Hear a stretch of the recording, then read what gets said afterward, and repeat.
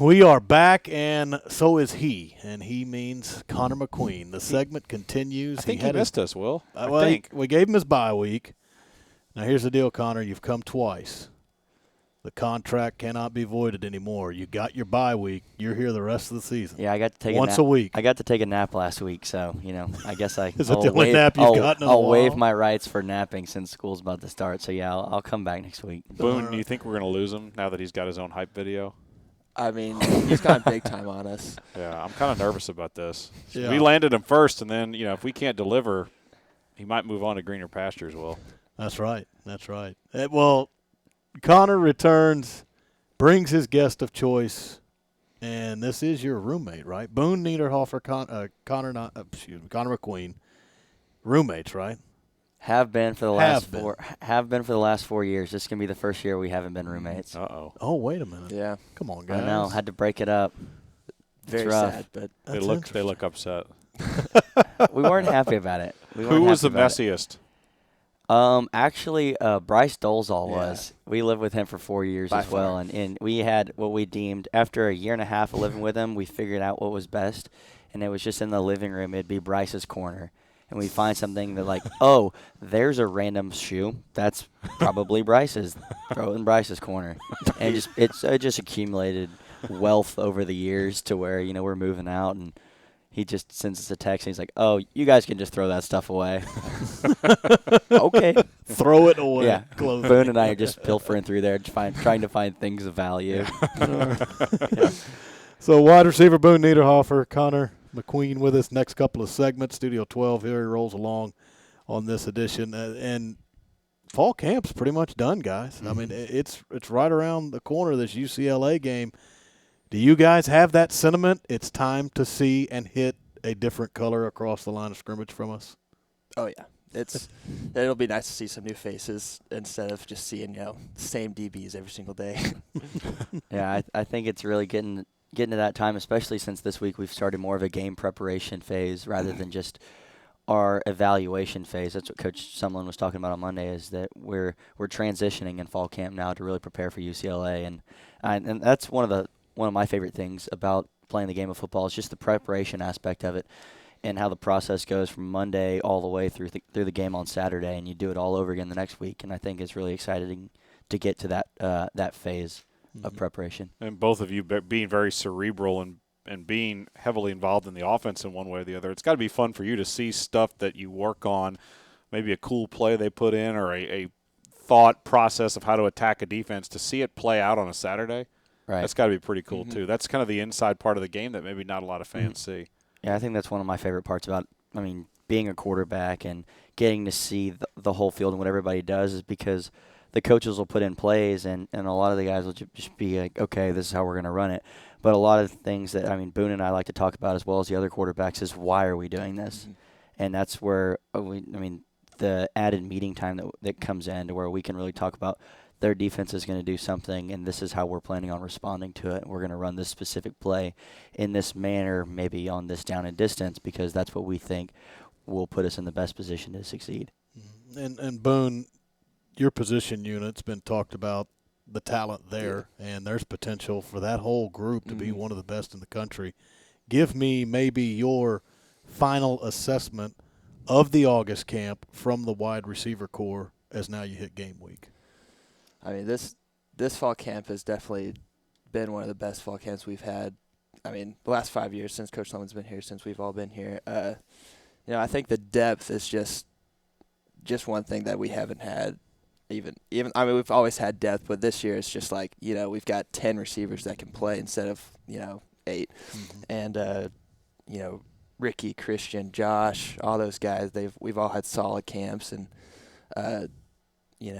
getting all the way to this point, we're looking like we could definitely be one of the best in the country.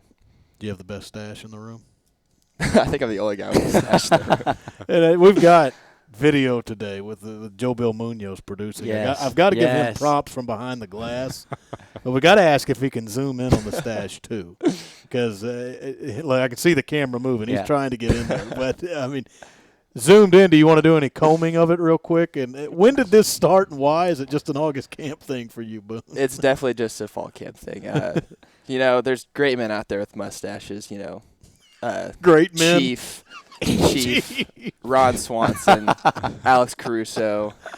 One other inspiration was actually Wes Welker did it for I don't even know when, but it was a few years back. He kind of handlebarred it. Yeah, he he's definitely he's a man. He's a little more thick he's than a mine man for sure.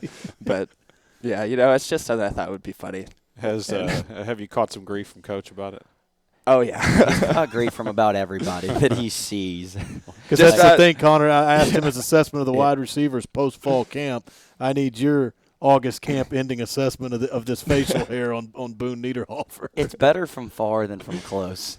Because that's true. You get up close and we start seeing where that thing's going, and it's not going well. But I will say I tried to do the same exact thing last year throughout camp. He did start about a couple weeks, about a month earlier than I did for last camp. Yeah. But you know, we had the fan I remember we had the fan appreciation day at the end of camp last year. And you could barely see mine just because I can't grow facial hair very well, and in the lighting you can kind of catch it. And some of the little kids during that fan appreciation day came up to me, and they're like, why do you have that mustache, Connor?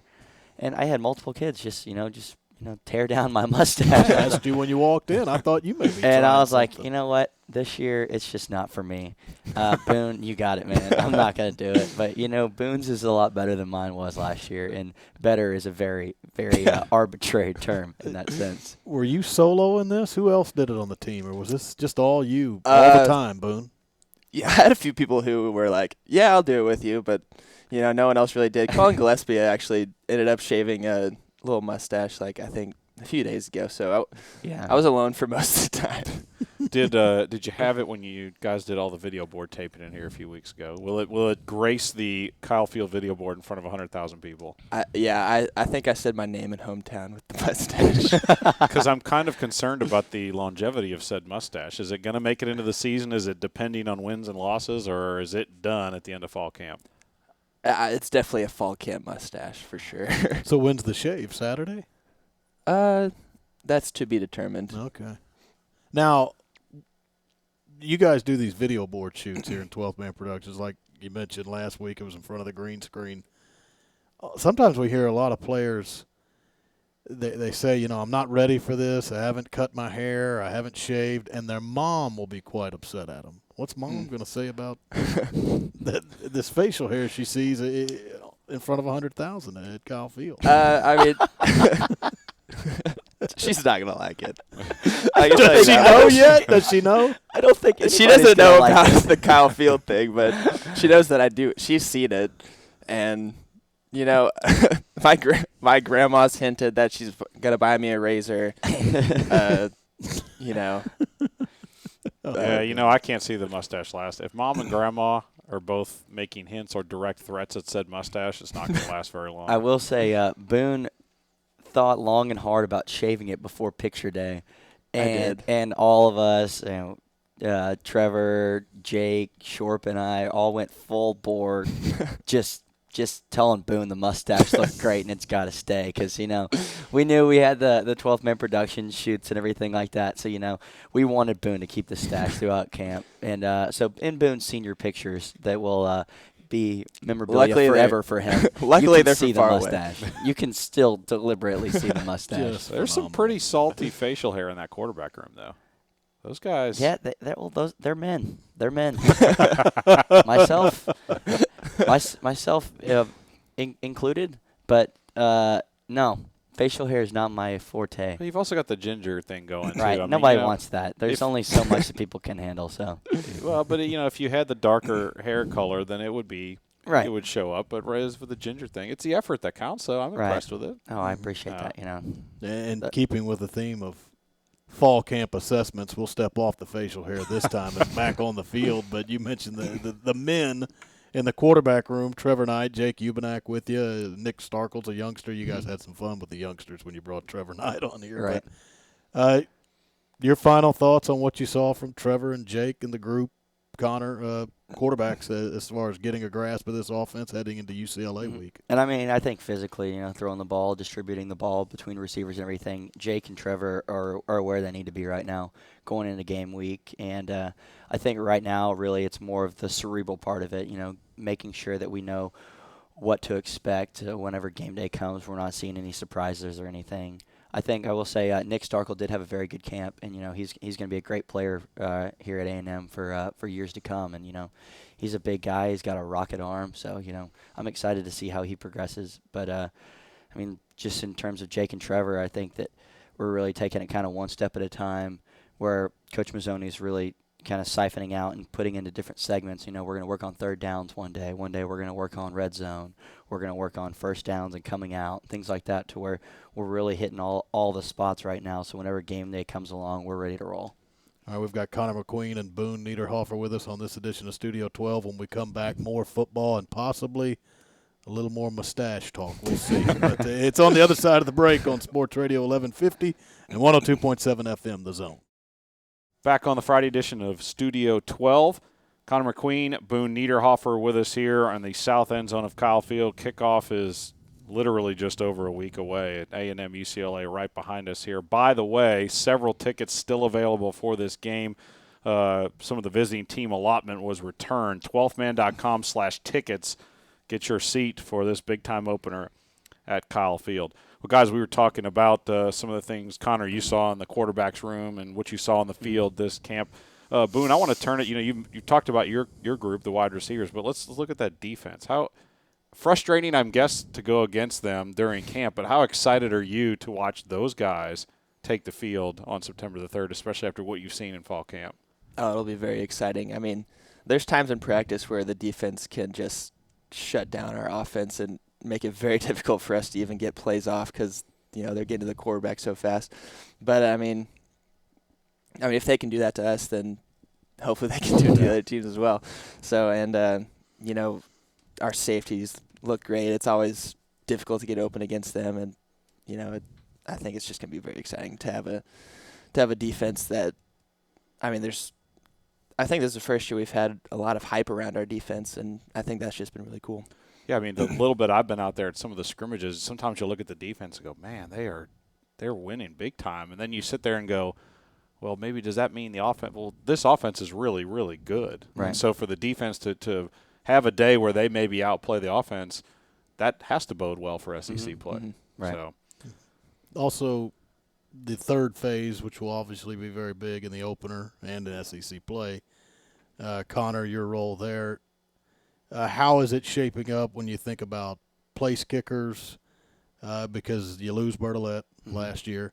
And maybe from what you've seen from punters, too. Now, I asked you about place kickers because you see them close up. You're our holder. But punting, if you get a look at that as well, just two key positions that nobody can overlook. And you lose two really good guys from those positions from a year ago. Right. I mean, the last 2 years that I've been holding, I mean, we've had Josh Lambo, who's now playing for the Chargers, and Taylor Bertolette, who's with the Rams, to where, I mean, we've put two guys back-to-back years successfully, and now they're playing in the NFL. And, we're looking to keep that tradition going. I mean, Daniel LeCamera's a young kid, but, I mean, he's got a very, very strong leg, and, he's coming off of a big spring and working all throughout the summer, just, getting our timing down, getting our rhythm, and to where he's just, kicking every once in a while throughout the week. We're getting a whole lot of reps, just, preparing his leg. He's having some days off and things like that, just so his leg's ready to go in 100% once we get to game day, to where, hopefully we won't have to be outside of 45 yards. We can be 45 and in, make it easy on ourselves. But, that's what Coach Banks said. That's where the money's made. That's where you can steal points at times, from 45 and in whenever we want to make sure whenever we cross that. I mean, I guess that's the 27-yard line that, we're guaranteed points, and that's what we take pride in, especially as a field goal unit. But in terms of punters, I mean, Braden Mann and Shane Trapuka, they've had great camps, and they've got very strong legs. I'm not exactly sure which direction they're going in, but I know I'm looking forward to. I'm not going to compare them to Drew Kaiser because I will say that's a tough order. Right? Arguably, Drew Kaiser is arguably one of the best punters in NCAA history, in my opinion. And so, it's a tough act to follow, but I think these guys are ready to go. Mm-hmm. I remember watching and you do too, Matt, Shane Leckler punt here. And he is going on. He's turned 40. He's about 20 years in the NFL now. And some people call him the greatest of all time. But then you look at the numbers from when they were at A&M. Shane Leckler wasn't all that close to what Drew Kaiser did because it was really impressive. Wasn't Drew a couple of hundredths of a point away from some NCAA record? And in the Music City Bowl last year, I think after 2 or 3 punts, what he had done would have surpassed the record. And then I think late he had 2 punts from about midfield that he kind of had to pop up, and they went about 38 yards and pinned Louisville deep. And I think with those 2 punts, he dropped back behind the NCAA record. But that just shows you how good he was. But Boone, are you working some special teams this August camp? I'm on the hands team. There you go. You got a laugh out of this guy on that one there. That's a given. That's pretty much what I've on that. That's mostly the special teams I've done the last few years. A little bit on the depth chart a few times on punt return, but haven't done a whole lot special teams wise.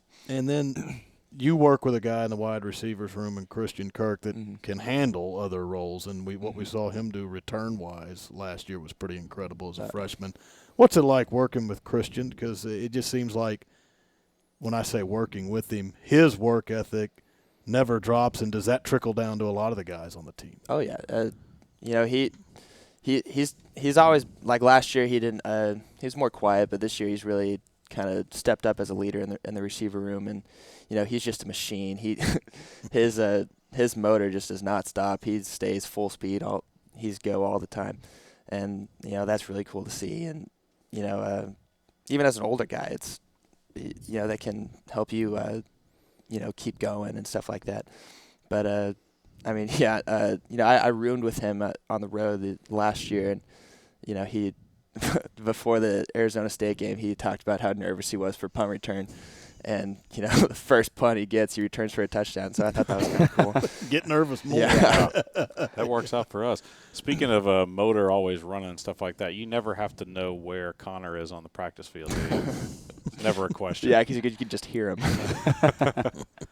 But how is that? I mean, that's, he's out there, he's loud, he's making the noise, but that's key. I mean, that's critical to keep that energy up and keep that success for the team, isn't it? Mm-hmm. Yeah, we've started doing a little drill in practice, or a little bags drill where we kind of, get going for practice, a little quick foot stuff. And, it's all about getting energy. And, we it goes right from the special teams period right into the bags period, and so we have to run all the way across the field, and Connor's just fist bumping the entire run over there, just yelling, giving people chest bumps. Usually we're coming from the opposite field, and actually there was a video of it a couple weeks ago where the whole offense is waiting for all the quarterbacks, and then finally the quarterbacks run over, and it says, add a couple A&M quarterbacks to the group, and things get a little wild to where everyone's kind of standing there quiet, and then 5 or 6 of us run over there and start jumping around, and it just turns into a giant mosh pit, and then we do our bag drills. But I think that's one of the things Coach Mazzoni stresses is, as the quarterback position, we're the guys that really need to bring energy because, realistically, we're not running around as much as a lot of those guys to where they're tired, their legs are hurting, things like that, to where we're not in as much, I guess, physical pain, to where we've got to supplement that and really get the energy going, especially since at sometimes we may have more, and myself included, and I really think that's, Trevor will look at me sometimes, he's like, hey McQueen, we need to get something going here, let's get some juice going. And so he's looking at me for that. So if people are looking at me to bring that, then I think that's one of my responsibilities, that I owe that to those guys, especially my teammates, just to be able to provide that and bring some energy. And Connor, has Coach Mazzoni said anything about facing UCLA? It's a little bit of a storyline to this game, seeing as he was their offensive coordinator for the last 4 years. Has that been mentioned at all in the quarterback's room? I don't think it can go unmentioned. Yeah. But he's talked about it a little bit. But mainly it's with the limited amount of meeting time that we have. He'll talk about that a little bit. But that's not a major point of emphasis or anything. We all know how much this game means to him. But it also means a whole lot to us just because it's the next opponent, and it's really our opportunity on a national stage to really prove to people what we're about this year. And because right now people are kind of doubting us, and we've got kind of a chip on our shoulder, and we're looking forward to flipping the script on that and really getting the momentum going for the season. And talking about Coach Mazzoni, and this is not a knock on anybody that's been here before, but I've talked to multiple people that have told me, outside of that room, that they think this is the best coaching staff that Coach Sumlin's had since he's been here. You guys work with these guys on a daily basis. How excited are you maybe with this group of coaches going to war with these guys? It seems like each year, step forward, step forward, step forward. But this group right here, I mean, you look out there and watch them coach. These guys are pretty amazing Right. what they do. I think that's something that Coach Sumlin's done a phenomenal job with since he's been here. Is whether we lose a coach to another job or we have to let a coach go, that we've made advancements in the right direction with each new hire that we've brought in. And I mean, with Coach Mazzoni, and I think also, especially with Coach Turner, I enjoy watching Coach Turner coach just because of the way that he does it and the way that the offensive linemen respond to him. Because we can talk to the offensive line and they love him to death. I mean, he's hard on them, but they know that. I mean, he's produced multiple NFL guys. They know that he knows what he's talking about, and it's cool to see him. We'll just kind of take 5 or 10 minutes throughout the week during walkthrough, and he'll coach up an entire play. Coach up, I mean, from the offensive line to the running backs to the tight ends to the wide receivers on how to block stuff, and it's just complete silence. He's got everyone's attention, and he's coaching it up in a way that's memorable, in a way that people are going to be able to do it, and it's simple enough to where it's not complicated. I thought you just liked the Boston accent. That as well. That too. That definitely doesn't hurt. That's key. But next week truly is game week. And, Boone, you guys have been grinding through August thus far. Will you wake up Monday morning with a different feel to you, knowing that the very next Saturday that comes starts the season?